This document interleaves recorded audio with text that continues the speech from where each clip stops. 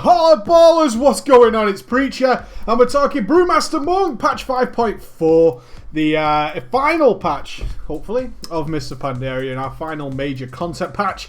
And the Brewmaster Monk, something I fell in love, out of love with. It's a weird one, the Brewmaster Monk. A lot of healers actually don't really know how to deal with the Brewmaster.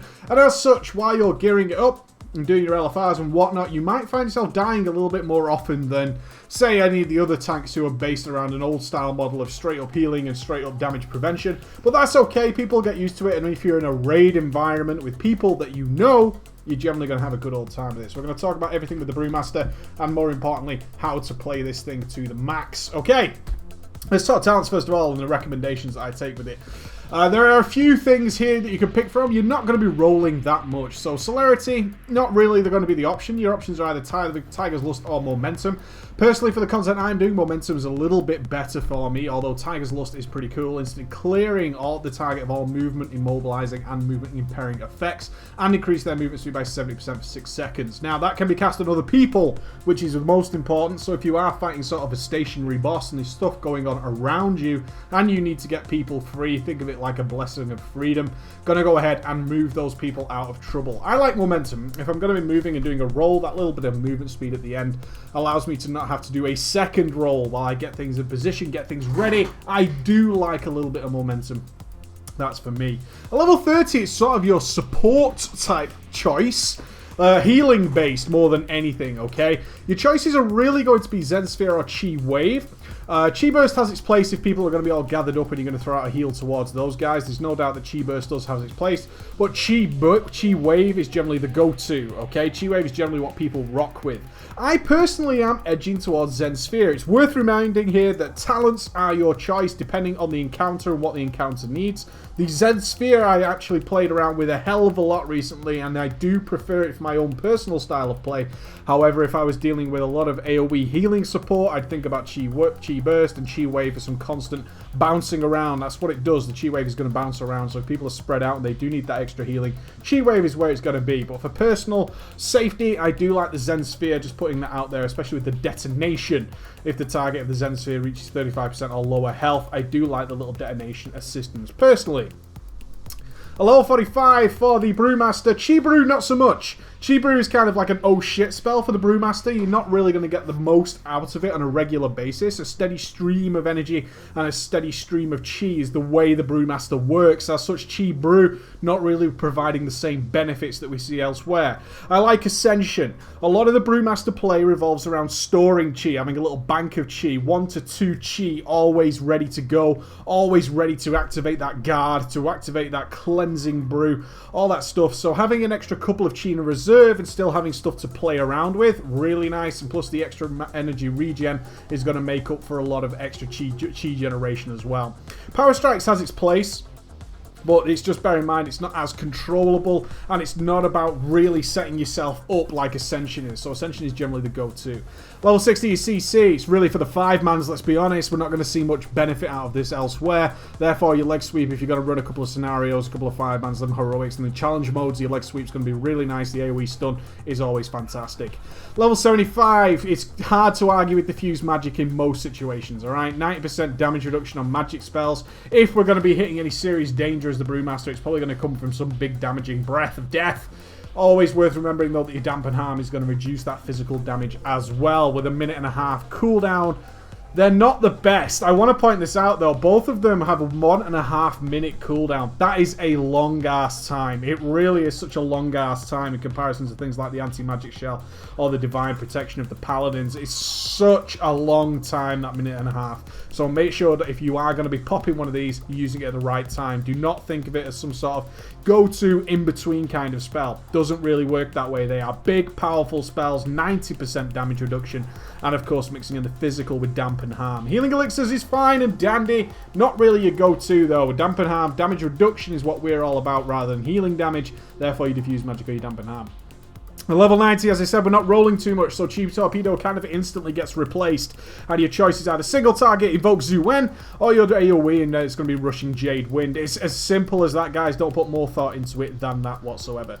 Your glyphs of Brewmaster are kind of interesting. Okay, so we've got Glyph of Fortifying Brew is generally the go-to. Your Fortifying Brew reduces damage taken by an additional 5%, but increase your health by 10% rather than 20%. It's hard to argue with that. Other than that, not great things. Okay, you've got your guard, increase the amount your guard absorbs by 10%, but your guard can only absorb magical damage. Okay, so reading that, you know when that's important. If you've got a heavy, big, smashing magical fight, then that Glyph of Guard is going to be a must, an absolute must. But bear in mind that you can look around these. Nothing mega, nothing that's overpowering as well. Your Rock Statue stirs hatred in the target, reducing their movement speed.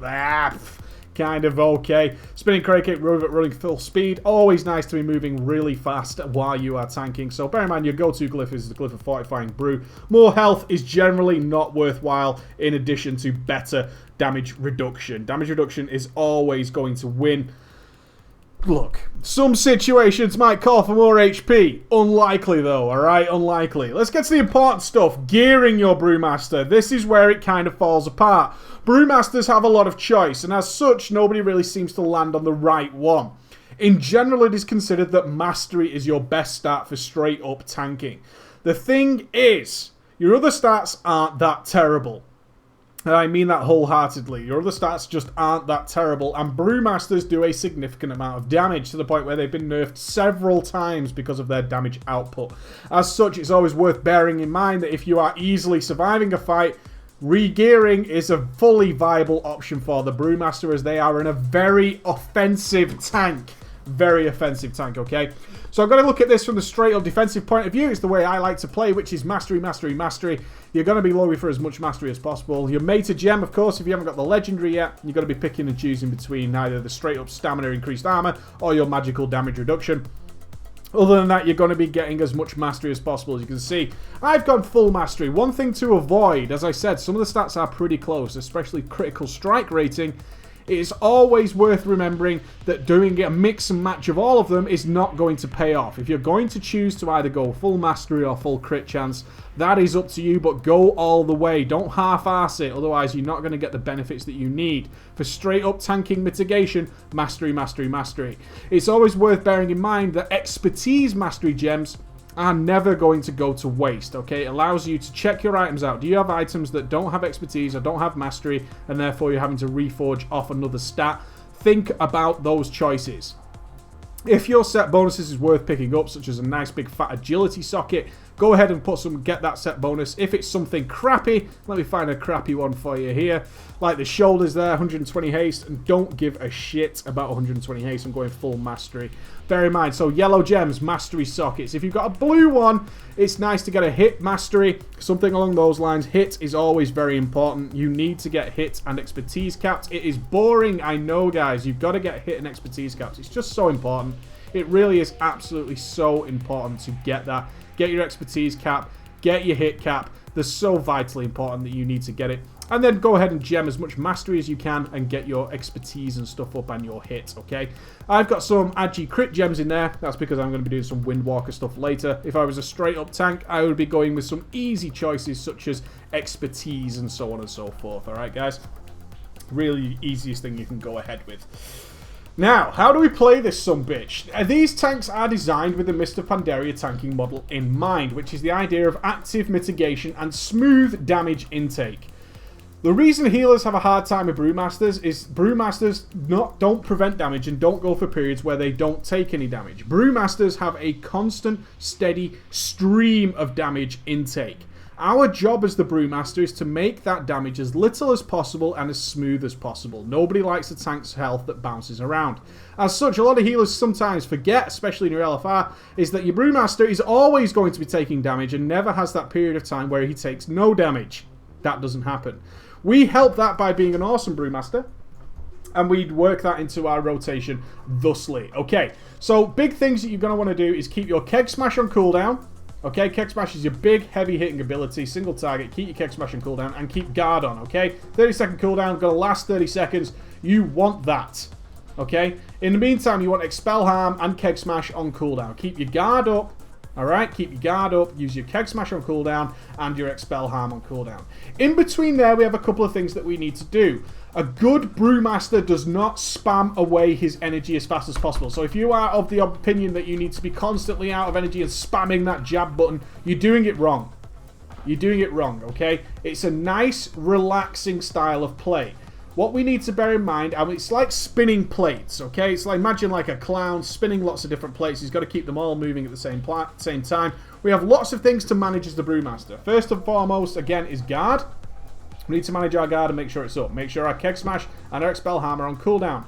In between there, we need to be monitoring our things like Tiger Power. Okay, Tiger Power is a vital debuff. 30% ignore armor, nothing to be snuffed at. Then we need to manage our Shuffle, which comes from Blackout Kick, okay? We want to keep as close to 100% uptime and Shuffle as possible. So you can already see we're managing lots of little things in the meantime. This is why it's important, guys, not to be spammy. Because if you're spammy and you're watching your jab and stuff, what you're not doing is pay attention to everything else that you need to be doing. Alright? There's so much to manage as a Brewmaster that you need to get in the rhythm of it. In between there, we need to be using our Elusive Brew. Make sure those stacks are nice and noticeable on your screen. We also need to keep our Black Ox statue down and make sure that if you get transported or something like that, that you get that Black Ox statue down again. Our rotation is simple. Keep a couple of chi in reserve. If you're early or new to the Brewmaster, try and just keep one in reserve. Always try and keep one in reserve at all times, okay? Just try and keep one chi, and then keep your energy about 30%, and then you're going to be in good times. But in between there, don't be overly spammy. Use things like your Zen Sphere, alright? You want to keep using that. The idea of keeping that one chi in reserve is to use your Cleansing Brew whenever you need it, okay? So it's always there. Should you have your Shuffle, should you have your damage intake pop up and it's in a bad way, go ahead and cleanse that off really quickly. Bear in mind that when you do get yellow, when the yellow notification, don't panic. That doesn't mean you're about to die. Yellow is a wide range, okay? A really wide range of damage intake on the monk. So if it pops up immediately and it looks pretty low, don't worry about it. The main thing to focus on, guys, if you're going to be trying the Brewmaster, and I do recommend you try it, it's a very fun class once you get used to it, is to just try and keep one chi in reserve and then manage everything else. Just focus on keeping your Tiger Power up, your Shuffle up, all that kind of stuff. Very important. Don't worry too much about anything else, and you're going to be fine. You're going to be absolutely fine if you keep that up, okay?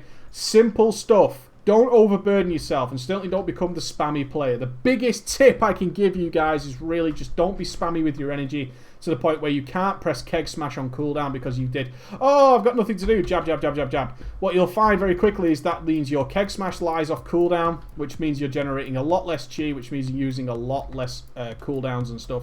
Also note your Healing Spheres.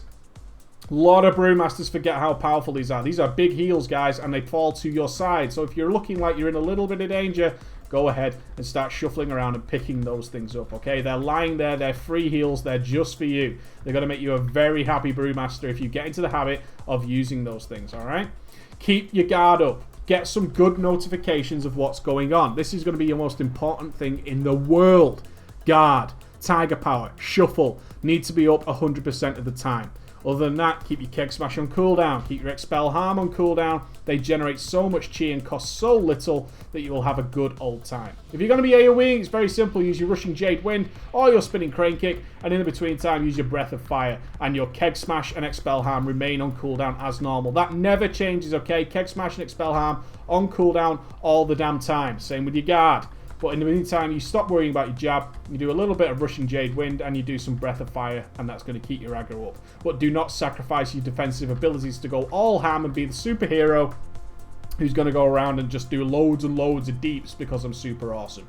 Alright guys, that's your Brewmaster! Let's have a look at some gameplay. Alright guys?